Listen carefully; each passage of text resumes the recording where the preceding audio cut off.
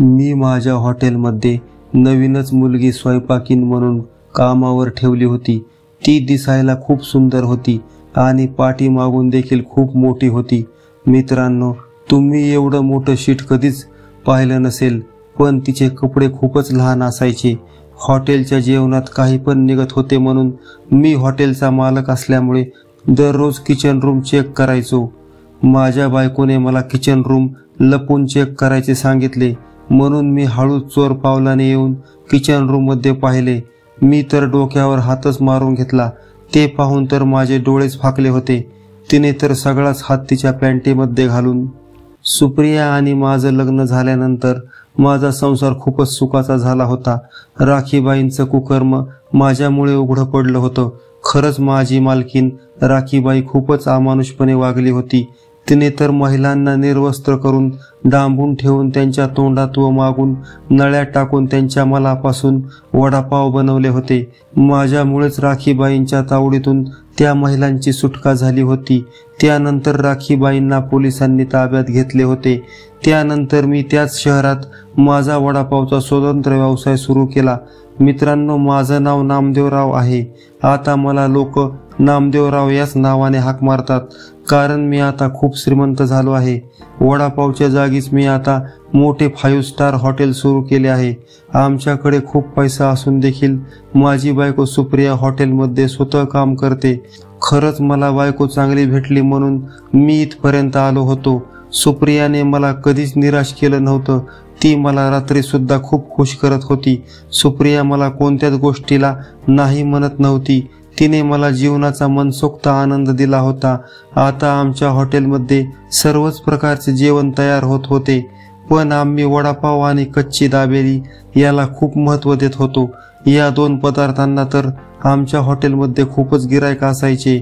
आमचं हॉटेल खूप मोठ्या शहरामध्ये असल्यामुळे चांगलंच नफ्यामध्ये चालत होतं। हॉटेलमध्ये तर जवळजवळ 100 मुली काम करत होत्या, पण तरी देखील स्वयंपाक करणाऱ्या मुली आम्हाला भेटत नव्हत्या। मी माझ्या हॉटेलमध्ये पुरुषांना कामाला ठेवत नव्हतो, कारण इथे आधीच खूप मुली होत्या। त्यात एखादा पुरुष ठेवला तर काही ना काही लफडं होण्याची शक्यता असते। कारण जेव्हा मी राखीबाईच्या हॉटेलमध्ये कामाला होतो तेव्हा माझ्याबरोबर खूप विचित्र घडलेलं होतं। हॉटेलमधली प्रत्येक मुलगी तर माझ्या समोर टी-शर्ट आणि गाऊनच काढत होती। मी माझे जुने दिवस विसरलो नव्हतो। संपूर्ण शहरात पेपरमध्ये जाहिरात देऊन देखील स्वयंपाक करण्यासाठी कोणीच मुलगी भेटली नाही, म्हणून मी ऑनलाईन जाहिरात दिली। ऑनलाईन सोशल मीडियावर जाहिरात दिल्यानंतर 4-5 दिवसांनीच आम्हाला 4 स्वयंपाक करणाऱ्या मुली भेटल्या। मी आणि सुप्रियाने त्यांची मुलाखत घेतली, तेव्हा त्या मुली स्वयंपाकामध्ये खूपच परफेक्ट होत्या। जवळजवळ सर्वच पदार्थ त्यांना येत होते, पण त्यातली एक सारिका नावाची मुलगी दिसायला तर खूपच सुंदर होती। ती खूपच लहान कपडे घालायची। कधी कधी तर मला वाटायचं की तिने कपडे घातले आहेत की नाहीत। खरंच तिचे कपडे अतिशय छोटे होते, पण ती काम चांगल्या प्रकारे करत होती। मुलाखत झाल्यानंतर माझ्या बायको सुप्रियाला तिच्या माहेरी जायचं होतं, म्हणून मी तिला 4-5 दिवसांसाठी तिच्या माहेरी सोडून आलो। मग मी विचार केला की घरी जाण्यापेक्षा आपलं रात्री हॉटेलमध्ये थांबावं, कारण आमचं हॉटेल 24 घंटे चालू असायचं। 7-7 घंट्याची शिफ्ट आम्ही हॉटेलमध्ये चालू केल्या होत्या। सर्व कामगार मुली आपापल्या वेळेवर येत होत्या। फक्त हॉटेलच्या गेटवर 2 पुरुष चौकीदार म्हणून ठेवलेले होते। हॉटेलमध्ये आल्यानंतर मी 5 नंबरच्या किचनमध्ये सहज फेरफटका मारण्यासाठी गेलो। किचनमध्ये जाताच मी तर वेगळेच दृश्य पाहिले। राणी आणि कांचन एकमेकांना पकडून भांडण करत होत्या असं मला दिसलं। मी काहीतरी बोलणार तेवढ्यात थांबलो आणि पाहतो तर काय, त्यांचं तर वेगळंच काहीतरी चालू होतं। अचानकच त्या दोघी त्यांचे ओठ एकमेकावर टेकू लागल्या। त्या दोघी जवळजवळ 20-19 वर्षाच्या होत्या। मी तर असलं विचित्र पहिल्यांदाच पाहत होतो। 2 मुली असं कसं काय करू शकतात याचाच मी विचार करत होतो।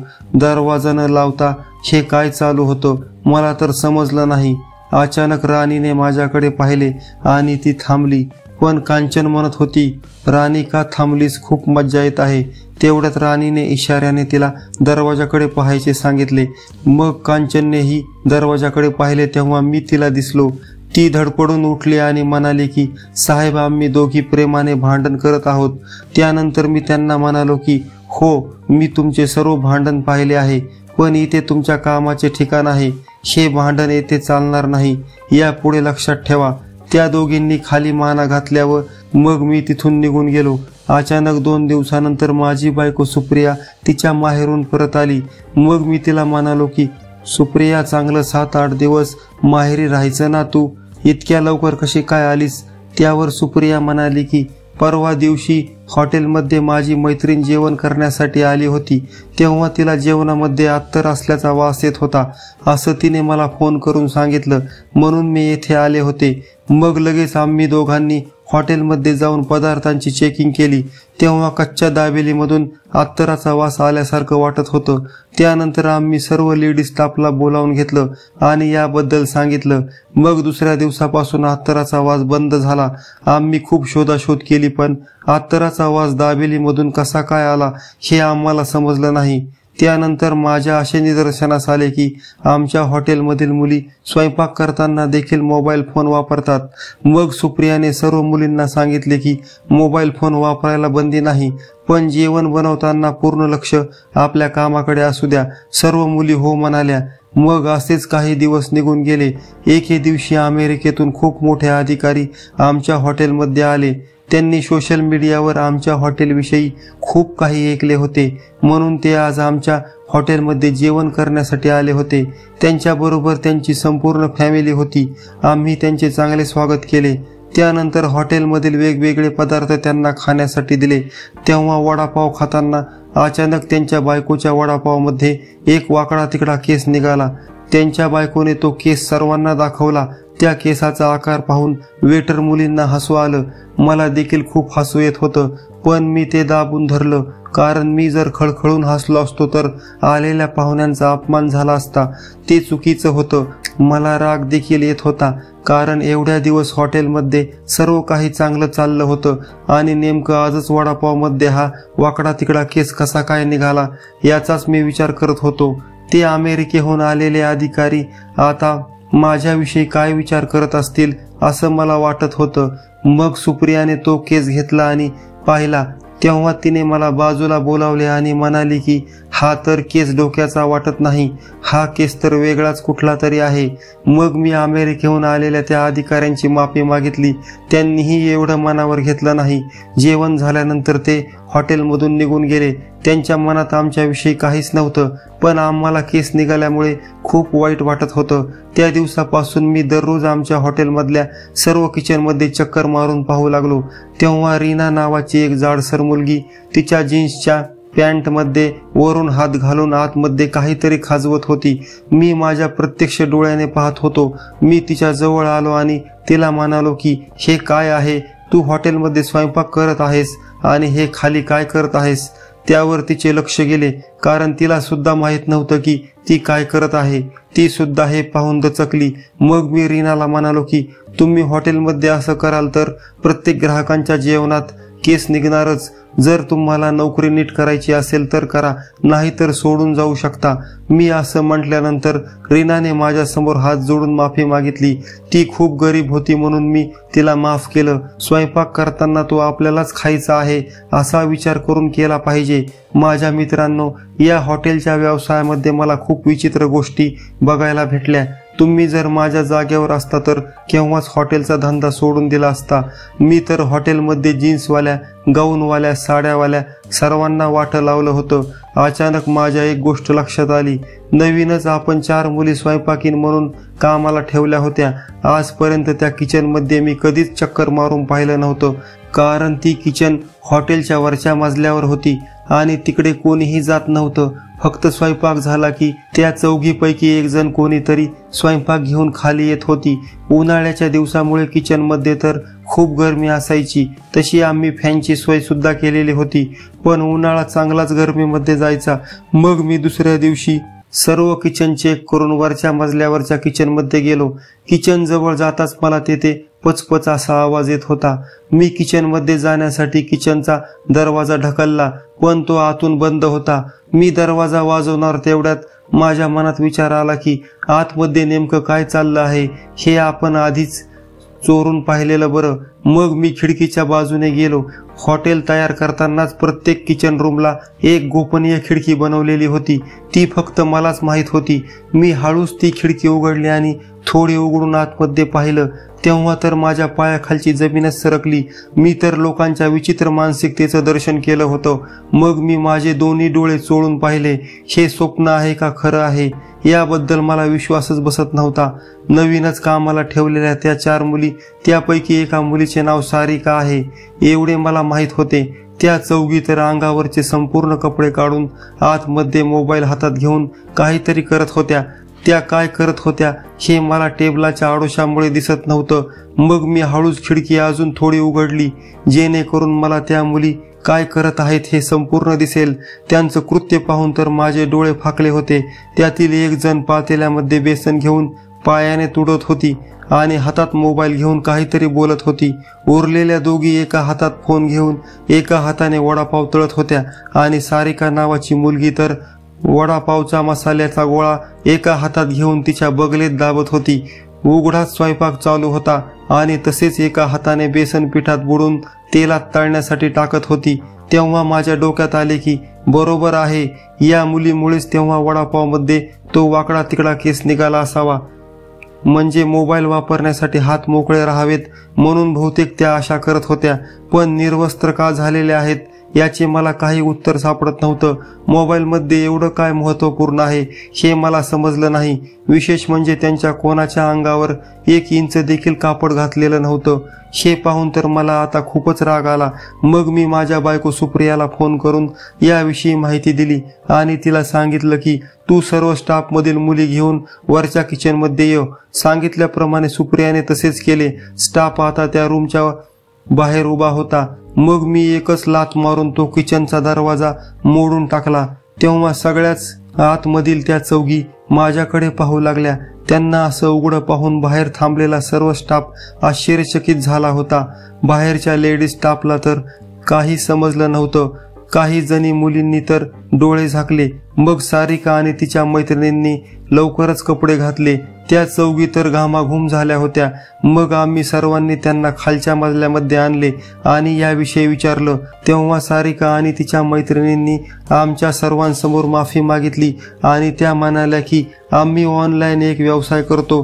त्या व्यवसायामध्ये आम्ही तरुण मुलांकडून काही पैसे घेऊन व्हिडिओ कॉल करतो. व्हिडिओ कॉलमध्ये त्यांना आम्ही आमचे कपड्याच्या आतील सुंदरता दाखवतो. त्यामुळे आम्हाला ऑनलाईन खूप पैसे मिळतात. मग मी त्यांना म्हणालो की तुम्ही हॉटेलमध्ये का काम करायला आला आहेत. मग सुप्रियाने देखील त्या सर्वांना विचारले. सुप्रिया म्हणाली, मग तुम्ही तोच व्यवसाय करायचा, इकडे कशाला आला आहेत.